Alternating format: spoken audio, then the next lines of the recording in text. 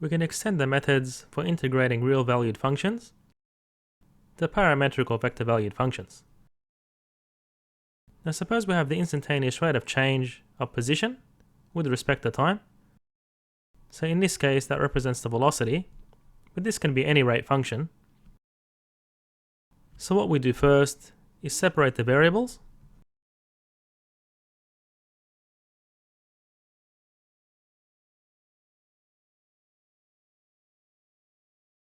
Where the derivatives are written in shorthand notation, and now we can integrate both sides.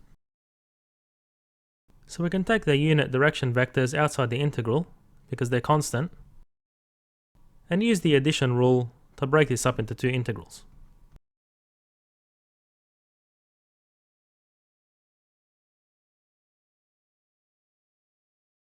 And then once you evaluate these integrals, you're going to get the position is equal to some function plus a constant of integration for the horizontal direction,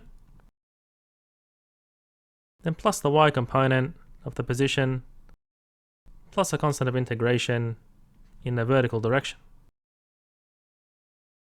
And now you can apply your given initial condition and evaluate those constants of integration. And we'll do that in an example problem. Given the following vector-valued rate function, find an equation for r. If we have the following initial condition. So if we separate the variables,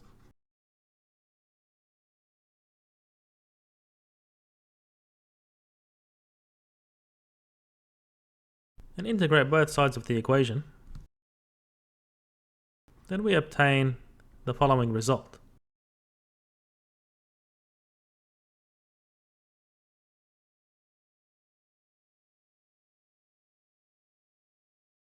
Where cx and cy are the constants of integration.